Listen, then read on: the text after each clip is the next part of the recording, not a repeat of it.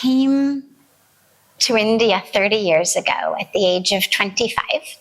I had everything that in the West we're told you need to be happy. I grew up in Los Angeles, quite literally in Hollywood. Literally, I come from Hollywood. Rishikesh में आए, माँ गंगा का दर्शन किया. और in that moment, Ganga ने मेरे दिल को, आत्मा को, सब कुछ को ऐसे खींच लिया. Grabbed me, grabbed my life, that I realized there is a secret here. Because all of these people I knew in Hollywood, in Beverly Hills, जिनके पास सब कुछ था, they were not happy.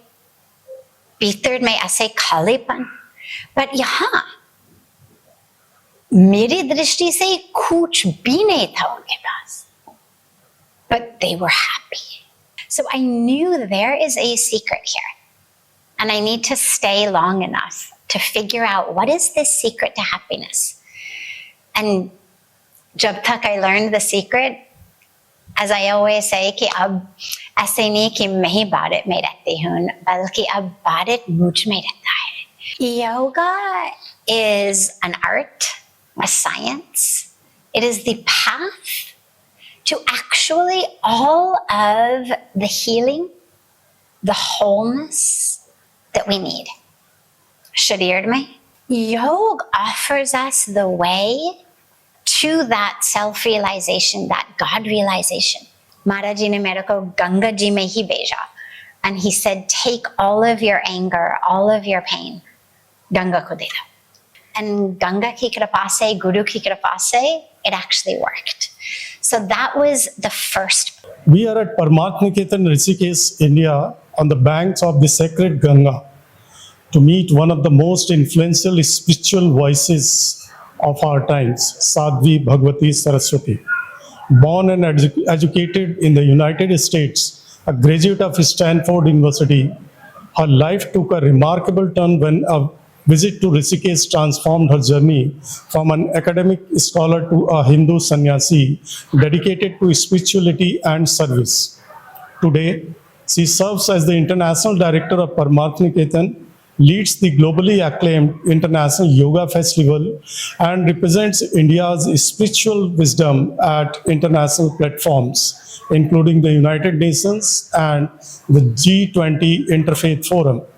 Her contributions have earned global recognition, including the Lifetime Achievement Award from US President Joe Biden and the Bharat Ki Lakshmi Award presented by Prime Minister Narendra Modi.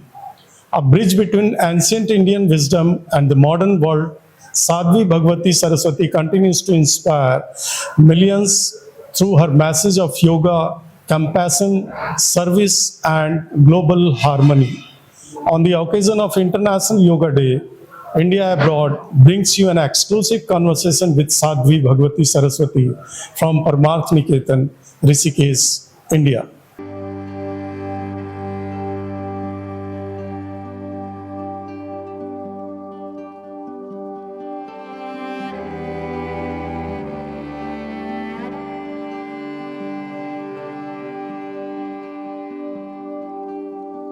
Sadhvi, you were born and educated in the United States and had a promising academic career ahead of you. What was the defining moment during your visit to Rishikesh that transformed your life's journey and inspired you to embrace Sanyas? I came to India 30 years ago at the age of 25. I had everything that in the West we're told you need to be happy. The money, the privilege, the education, the opportunity. I grew up in Los Angeles, quite literally in Hollywood. That's why the title of my book is called Hollywood to the Himalayas. Literally, I come from Hollywood. So I had everything. I graduated from Stanford University. I was in the midst of getting my PhD in pediatric neuropsychology. I was a scientist, I was an academic, as you say, I was right on the path to having all of that success. But something was empty inside. Something very big, very obvious. And it's something that I I've seen everybody who isn't connected to culture and dharma and spirituality faces. But I didn't know that. I was not a religious person. I wasn't even one of those people who say, well, I'm not religious, but I'm spiritual. I was a scientist. I was an academic. I came to India at 25 with a backpack, actually only because I loved the food. I was a pakka vegetarian and had been since I was 15. Apne aap, I became a vegetarian. And in my travels in Europe, in England, across the US, it was very difficult. It's still difficult, but 30, 35, 40 years ago, it was very hard. So I knew कि कम से कम भारत में अच्छी तरह से खाना खा पाऊंगी, बढ़िया से शाकाहारी खाना मिलेगा. So I said yes to coming. But this is the grace of Ganga. This is the grace of our Sanatan Sanskriti. Rishikesh was the first place we came. There was no Google in those days. It was September of 1996. I had a large Lonely Planet guidebook. Opened the guidebook and said, Rishikesh. But Rishikesh mein aaye, माँ गंगा का दर्शन किया. और in that moment, Ganga ने मेरे दिल को, आत्मा को, सब कुछ को ऐसे खींच लिया. Grabbed me, grabbed my life, gave me such a divine experience. ऐसे अनुभव that I knew this is my home. I knew कि सचमुच I had come home to my own self. I had come home to truth. And I remember also looking around me and seeing the people. Now Rishikesh has become very developed. Now it is booming. But 30 years ago, it was a very different situation. And I remember looking around me and seeing so many people who lived so far below Western standards of poverty. हमारी दृष्टि से we would say वो तो गरीब है. But if you asked them, they had no feeling of being poor. They were so happy. Their lives were so full. Balahi 10 people were sleeping in one room. Balahi they didn't have shoes. Their felt sense experience was so full, so happy, that I realized there is a secret here. Because all of these people I knew in Hollywood, in Beverly Hills, जिनके पास सब कुछ था, they were not happy.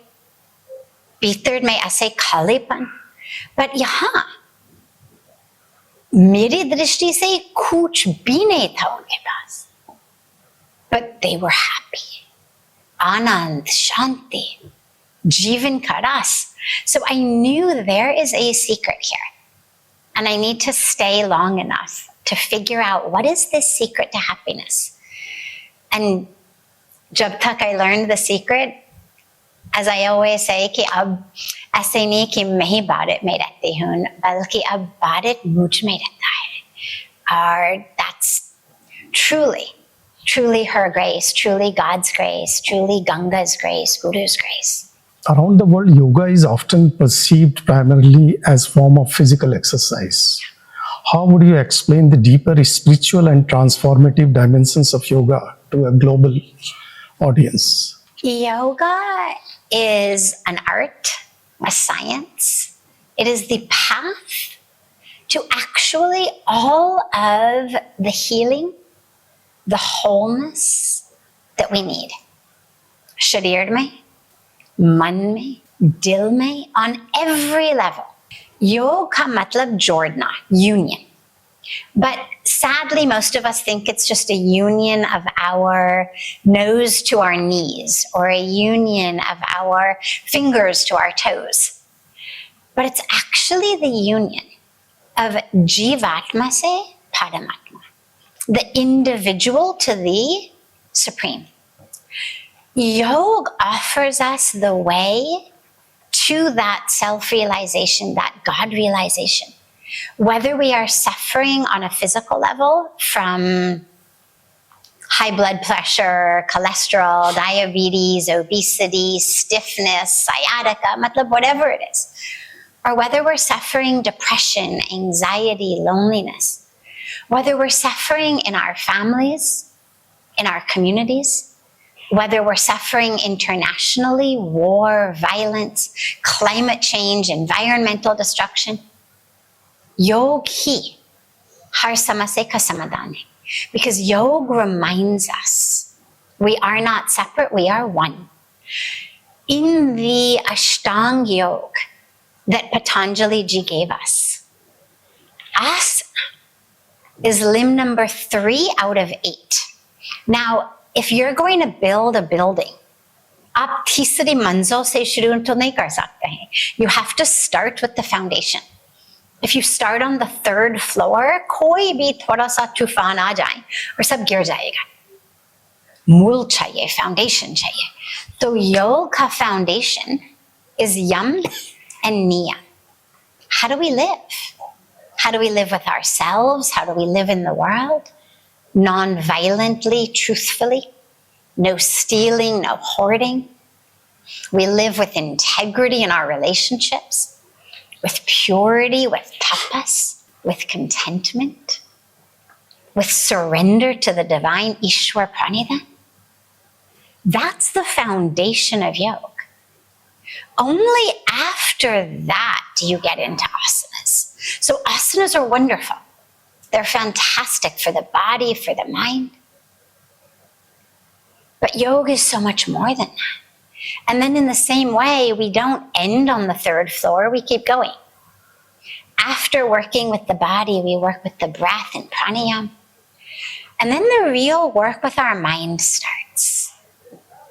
Pratyahar, this withdrawal of the senses, not having our awareness just sight, sounds, touches, tastes, heart, cheese, jobi, hordahe. This is how we are these days. Totally distracted. किसी से बात कर रहे और उस तरफ something is happening and like this. किसी से बात कर रहे, अपनी phone beeps, immediately we are distracted. Pratyahar teaches us, how do we withdraw those senses, bring them in? It's not about dulling them, but it's about directing them. And then dharana, how to focus.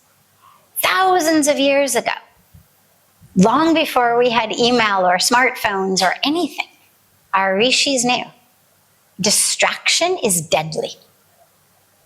How to focus, whether on a mantra, whether on an image of the divine, whether on our breath, whether on a candle flame, whatever it is.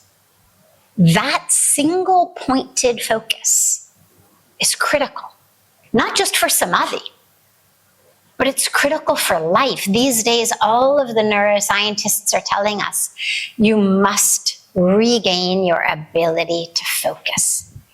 Our focus, our attention span is decreasing.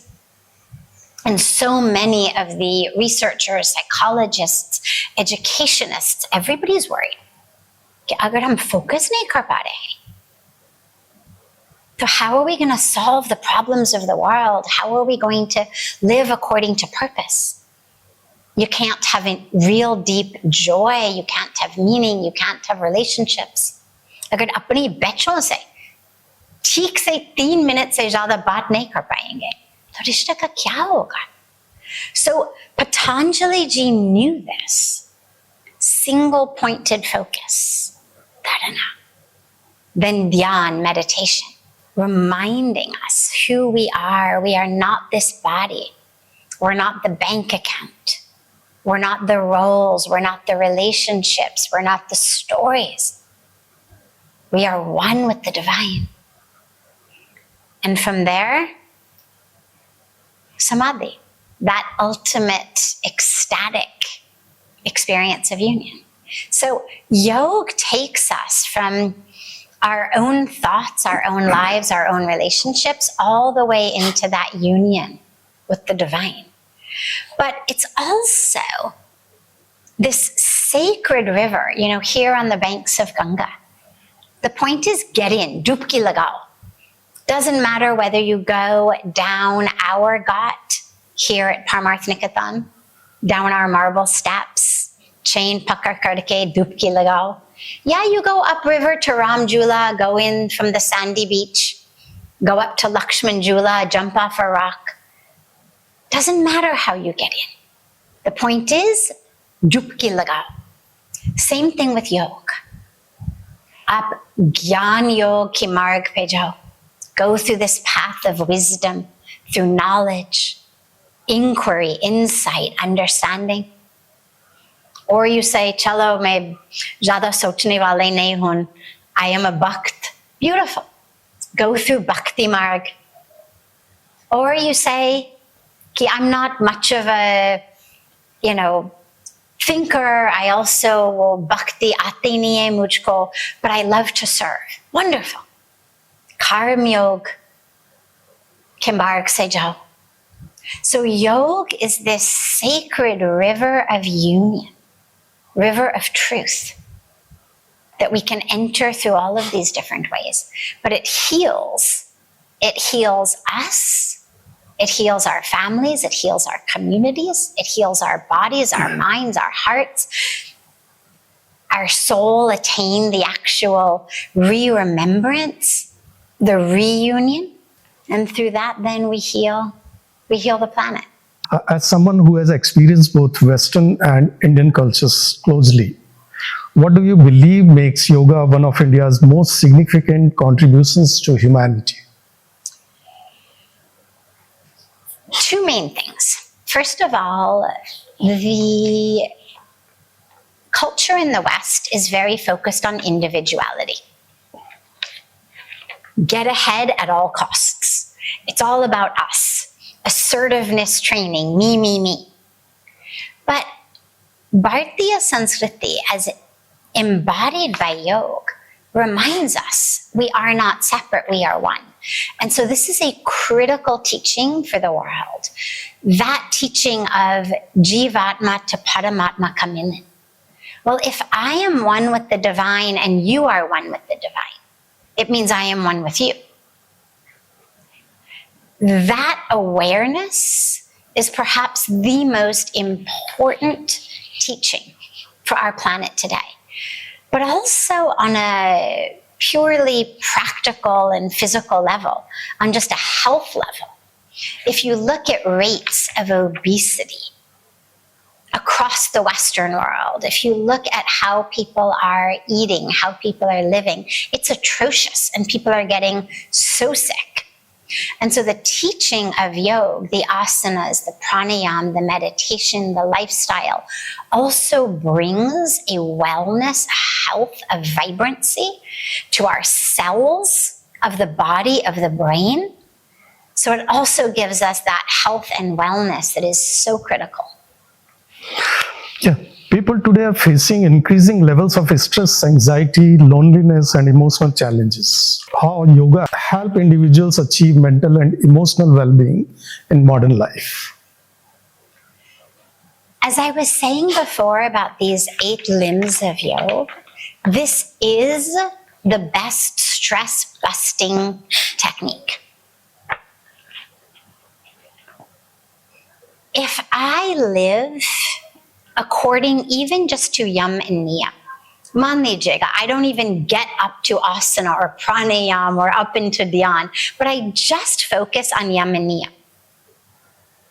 If I start living with a focus of non-violence, non-stealing, non-hoarding, even just those first 3, ahimsa, asteya, or satya, ahimsa, satya, asteya, apigraha. You take the first 4, non-violence, truthfulness, non-stealing, non-hoarding. Well, all of my stress is gone. What does stress come from? Remembering the lies that I've told. Have to lie to get ahead, have to lie to get what I want. Stealing. Well, I'm stealing from our planet. I'm stealing other people's resources. I'm hoarding. And I'm manmange more, right? So if I'm in competition, competition is rooted in hoarding and stealing, because what I get, you've lost. But if I commit my life to living even just according to the first few of the yam. Stress disappears. But then even as we go higher, we realize from a neurochemistry level, the asanas, the pranayama, this is what decreases our stress. These days in hospitals, mental health centers across the Western world, if you go in with stress, they're going to tell you, do breathing exercises. We say pranayama. They'll say, do some mindful exercises. We say asana. They'll say, practice mindfulness. We say dhyan karo. So all of the stress-busting techniques that the West is now giving are actually part of the Ashtanga Yoga that Patanjali ji gave us. So here comes the question which is very close to your heart. Millions of people of Indian origin live outside India. Yeah. Right? What message would you like to give to the global Indian diaspora about preserving their cultural roots while embracing global citizenship? Bharatiya Sanskriti, Sanatan Sanskriti, has, I am deeply convinced, the answers for that which people across the world are suffering from. On an individual level, depression, anxiety, loneliness, addiction, families, conflict, divorces, communities, violence, internationally, wars and violence and oppression, exploitation, harm. On our planetary level, climate change and environmental destruction. But our culture has actually all of the answers to that.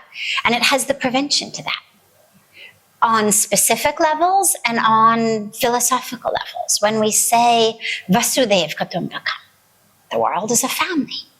So in a family, how to harm, how to exploit, how to steal. When we say Isha Vasyamidam Sardavam, Yatkincha Jagatyam Jagat, the entire universe is pervaded by the divine. So if that's true, well, then the earth is not a resource. The earth is sacred. Humans are not resources. Humans are divine. Embodiments of divinity. And so the whole drishti, the whole vision starts to change. And these teachings, even just simple teachings, Atiti Devo Bhava, how do we see each other?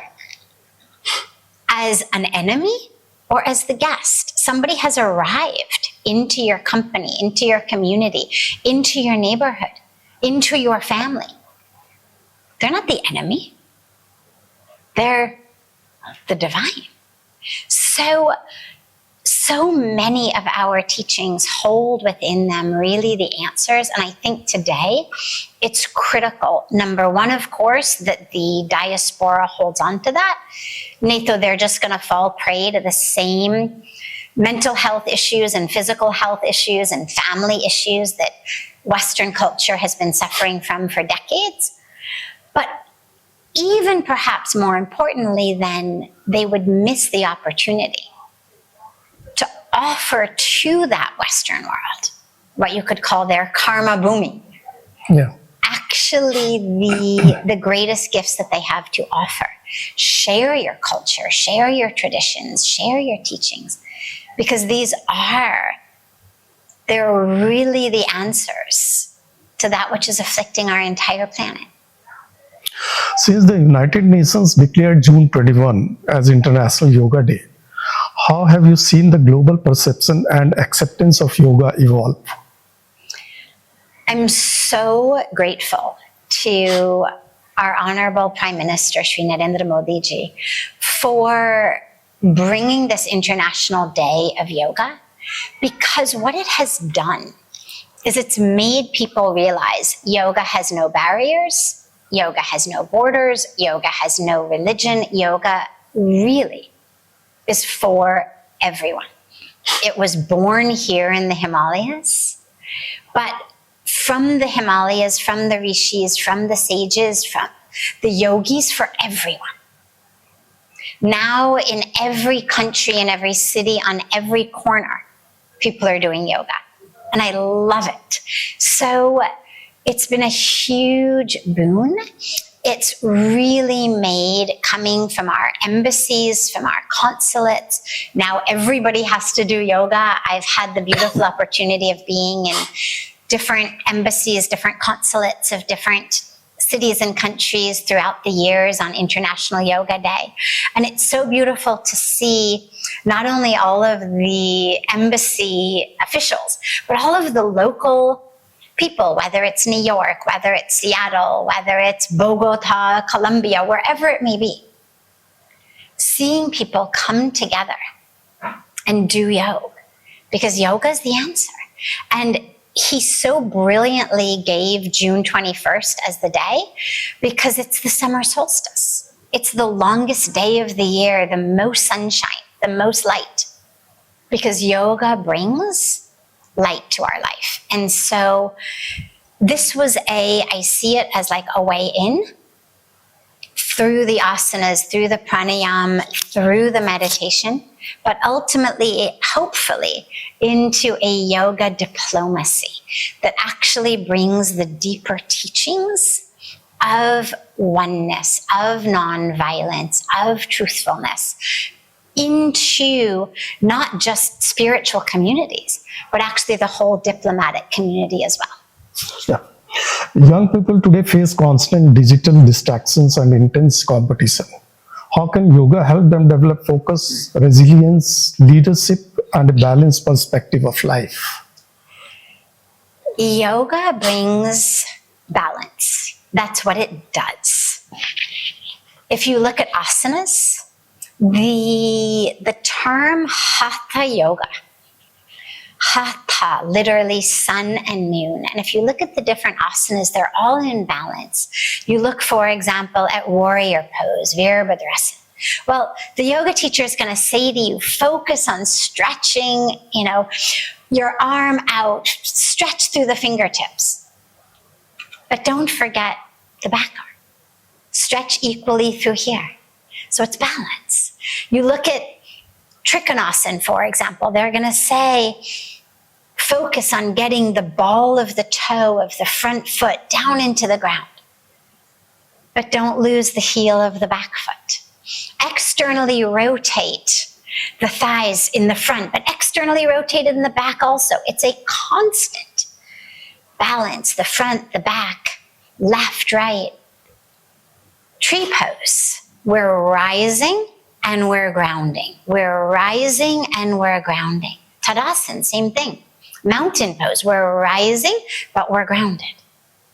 So it's all about balance. And first the balance comes in the body, then through our pranayam, even if it's just our alternate nostril breathing, balance of the different systems in the body, the different energetic systems.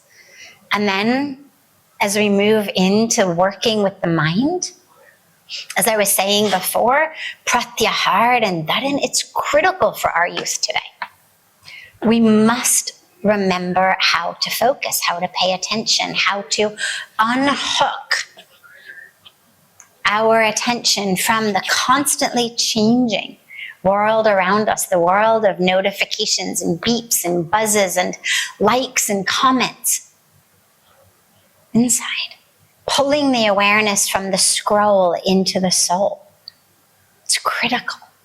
And then meditation that reminds our youth, oh yeah, I'm not my grades, I'm not my marks, I'm not my ranking, I'm not the followers I have, I'm not the job I'm getting, I'm not the university I get into. I am soul. Mein divya atma. And that awareness is the most important awareness and teaching that our youth can have. Yeah. How do you see the relationship between spiritual growth and women's leadership in society? The more spiritually evolved a society is, the more of a role of women's leadership you'll see. Because where there's evolution, where there's growth, where there's awareness, there isn't discrimination. भेदभाव तभी हो सकते हैं जब लोगों की मन बंद है.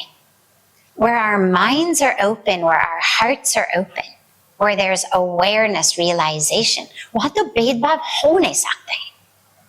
भेदभाव, discrimination, is actually, from a psychological perspective, it's a defense mechanism. When I feel insecure about myself, I will put you down. Whether because you're a different color, you're a different race, you're a different religion, you're a different gender, you have less money than I do, मैं तब भी आपको अलग रखूंगी. I'm going to push you away, discriminate against you, only when I feel insecure inside myself. The more secure I am, the more embracing I am, the more open I am. So, जहाँ भेदभाव on the basis of gender or on the basis of anything, that is where you have emotional immaturity, lack of mental health, lack of spiritual health. So the more evolution that is there in a society, naturally the more open, embracing the society will be, and especially toward women, because you cannot be spiritually evolved and ignore the presence of the mother goddess. Shakti ko ignore karte hue, God realization, moksha, enlightenment, nirvana, प्राप्त हो नहीं सकते हैं, संभव नहीं है. Right. And when I become aware of the power and the presence of Shakti, I see it in all, whether it's women, whether it's trees, whether it's Mother Nature, whether it's Mother Earth, whether it's our daughters, our wives, our sisters. Jahan tak I say no women or men are better, iska matlab कि अभी तक शक्ति का दर्शन नहीं किया. Yeah. You have been actively involved in interfaith dialogue at international forums.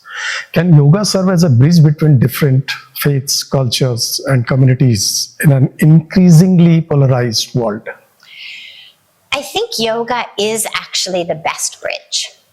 Yoga teaches us to bend, first in our bodies, but when our bodies bend, our minds bend, our hearts bend, that vinamrata arises. Puja Swamiji always says, Jukta to wo hai, jisme jaan hote hai, akkar to murde ke pehchan hote hai.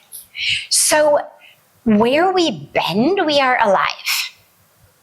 Where we are rigid and we don't bend, we are like a corpse. So, for interfaith dialogue and harmony, you have to be prepared to bend. Doesn't mean compromise your principles, but it means compromise the stubbornness, the rigidity with which you say my way is the only way. Or you say my way or the highway. Do it my way or get out. No. Whether it's yoga, whether it's diplomacy, whether it's harmony, it teaches us bend, compromise, become that bridge. So if you look at yam and niyam and the way that we interact in the world non-violently, well, when we discriminate, that's violence. When we say my way is the only way, that's untruth, asatya. So if we are committed to ahimsa and satya, the truth is God is infinite. So there's an infinite number of ways of accessing the divine, like there are an infinite number of ways of getting into Ganga. There's an infinite number of ways of accessing the divine. What are the most valuable teachings you received from Pujya Swami Chidanand Saraswati ji that continue to guide your life and your work? I cannot even begin to list all of the teachings that Param Pujya Swami Chidanand Saraswati Ji Maharaj, the Pitadishwar, the president, the head of Parmarth Niketan, and of course one of the most renowned and revered spiritual masters in the world has given me. I feel so incredibly blessed to have been brought here, unki charan mein, unki chaya mein. But I'll share just a couple of them. The first really powerful teaching that he gave me was around forgiveness and letting go. Letting go of pain, of anger, of stories, of identification. And that it was actually my holding on to this that was the cause of my suffering. Maharaj ji ne mere ko Ganga ji mein hi bheja. And he said, take all of your anger, all of your pain, Ganga ko de do. Now, I was getting a PhD in neuropsychology.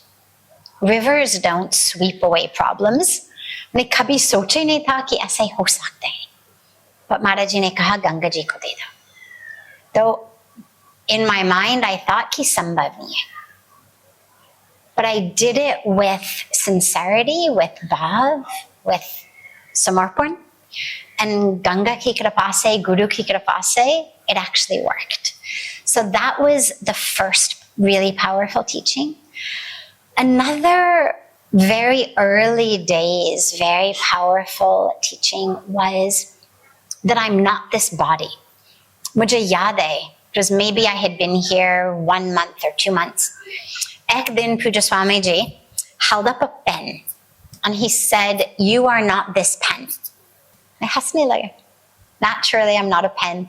I was getting a PhD. I certainly knew that I was not a pen. And Maharaji said, you laugh. He said, because you know that you're not this pen. He said, but you still think you are that body. You still think you are this story. And he said, ek then, you will laugh the same way when I tell you you are not that body, you are not that story, as you laugh today when I tell you you are not a pen. So these were the sorts of teachings jo shuru se I got. And then all along the way, I always say that having a guru, it feels to me like being a lump of clay on the wheel of a potter. It's not easy. If you have a good guru, it's not easy. If your path with the guru is easy, you might want to see whether it's really the right guru. Because as this lump on the potter's wheel, you get spun. Beech mein, the guru has to hit you to keep you in place. Not literally. Swamiji's guru hit him literally. He does not touch us literally, but it hits the ego. A slap to the ego, a slap to the ignorance that keeps setting you straight. Okay, this is not true. That is not who you are. And then you get thrown in the fire like a piece of pottery. After being spun on the wheel, they put it in the kiln to fire it. And the ego burns. And attachments and expectations and stories. So it's not easy. But at the end of the day, you get to look and you realize, oh my God, I was just this useless lump of clay. Or ab Guru ki kripa se, Guru ki haath se, I have become this vessel, this instrument that is actually useful for the world. At a time when the world is searching for solutions to mental health challenges, social divisions, and environmental crisis, what role can India play through its spiritual heritage and yogic wisdom?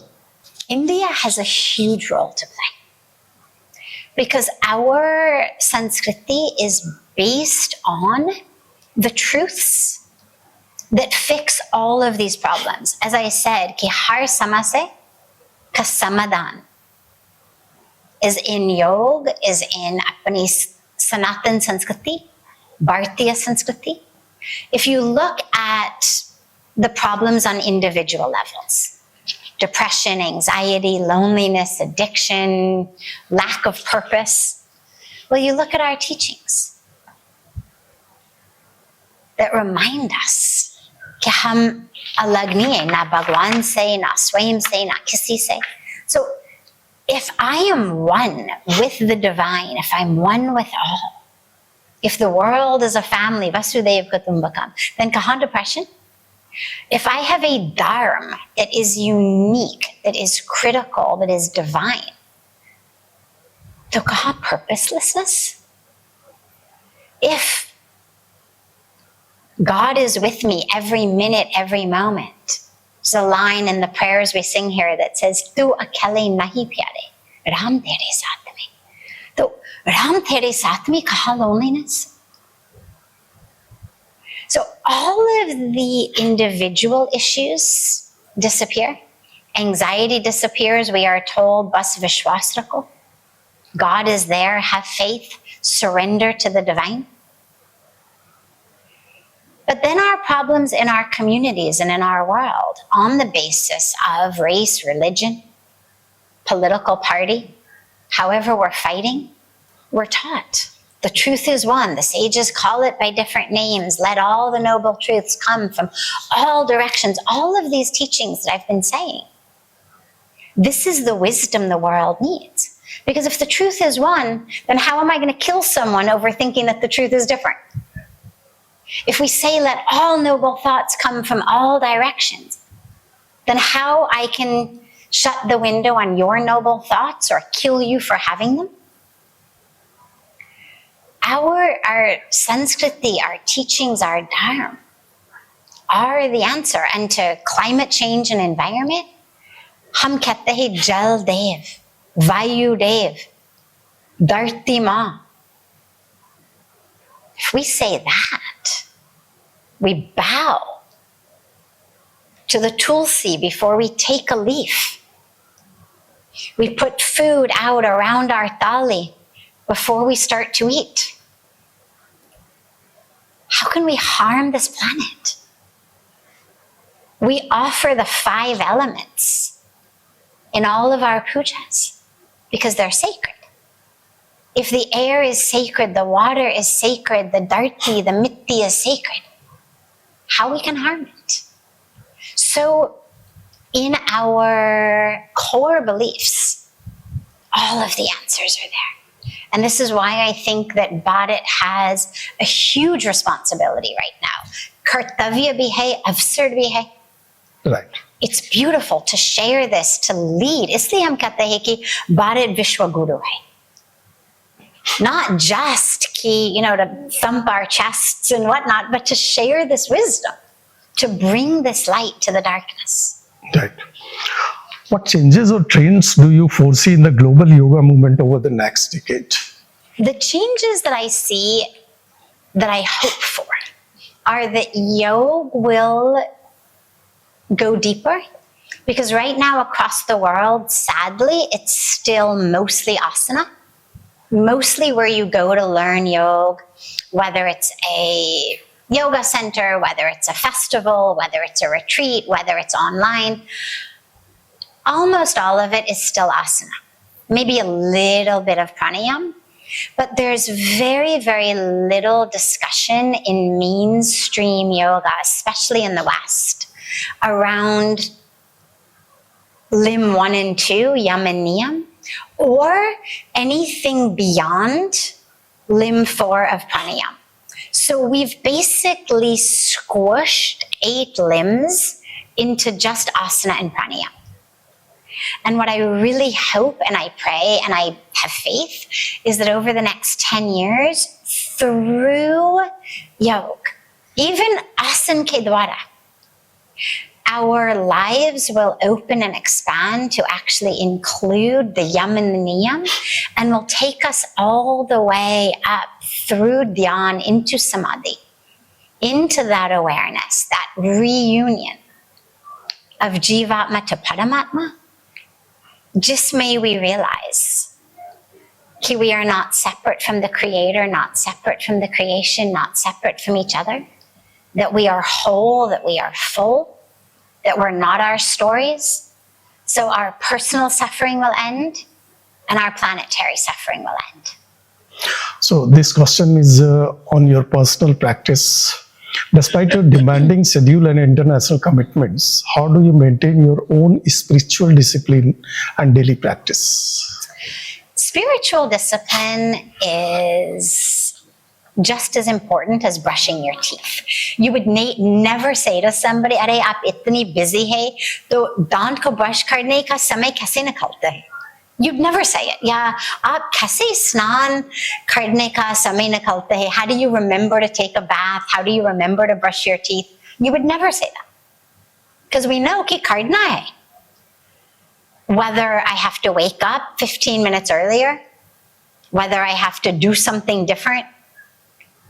But you would never say, "Acha aaj mere wo dant brush karne ka samay nahi tha." You would never say that. Flight pakadne mein to wo snan nahi kiya.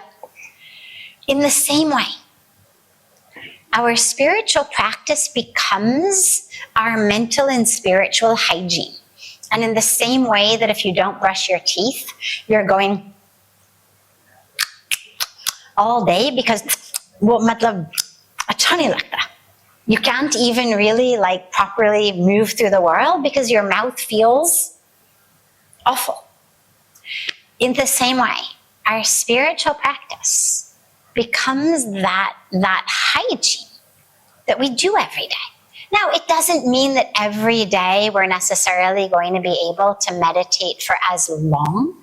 Some days, naturally, you have a 6 o'clock flight to catch. You have to leave home at 4 in the morning. No problem, you can meditate on the airplane. Somebody once asked Shri B.K.S. Iyengarji about maintaining an asana practice with such a busy travel schedule. Iyengarji ki reply kya tha? He said, "I have noticed that it's easier to do Shirshasana on an airplane than on a train." Itni hi bola unhone. Matlab karo. Yeah. Kabhi kabhi it's easier, kabhi kabhi it's less easy. Lekin mein plane mein kiya, train mein bhi kiya. Ji. So it means you do it. You figure out how to do it. Whether you're meditating and doing your pranayam sitting in your airplane seat or your bus seat, whether you're doing headstand on a train, whatever it is. But when something's important, you do it. Looking back on your extraordinary journey from Los Angeles to Rishikesh, what is the lesson about life, happiness, and purpose that you would like everyone to remember? There have been so many powerful teachings that I've gotten in my journey from Hollywood to the Himalayas. Number one, that the biggest question in life to ask is not what for me, but ask what through me. When we live life thinking that it's all about me, mere liye kya, mujhko kya milega, then our lives actually contract. Our minds contract, our hearts contract, everything contracts. And we suffocate, and we suffer, and we bring suffering to others. But when we realize the question is, what through me, mere dwara kya, mere madhyam se kya, then we offer ourselves as an instrument in the hands of the divine. And not only do our lives then have purpose and meaning, but actually they're so much more enjoyable. We think that by getting things, I will be happy. But what I've experienced and what all of the research, all the scientific research is now showing is that actually happiness comes from giving, from serving, not from getting. And lastly, on perhaps the deepest spiritual level, what I call the Hollywood to the Himalayas mindset shift. The Hollywood way of thinking, which is now tragically prevalent in so many places, says you are your body. Its size, its shape, its color, its bank account, its success, its role, its relationships. And so then naturally we suffer. Because we're never enough. We're never beautiful enough, successful enough, rich enough, popular enough, happy enough. But the Himalayan way of thinking says, you have a body, but you're not the body. You are soul. You are consciousness. You are divinity. And there's no place that I end and you begin. The same spirit that flows through me flows through you. We're not two. It's not souls. It's soul. We are waves in the same cosmic, infinite, divine ocean. And that awareness heals me. It heals us. It heals the planet. And it allows me to actually live my life in the greatest awareness, truth, grounding, anchoring, and connection to truth that I can.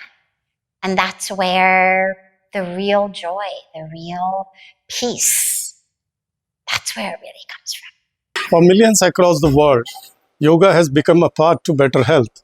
For Sadhvi Bhagawati Saraswati, yoga became a path to a new life itself. From the classroom of Stanford to the banks of the Ganga, her journey reflects the transformative power of India's timeless wisdom. On International Yoga Day, her message is simple. Yoga is not merely something we do, it is something we become.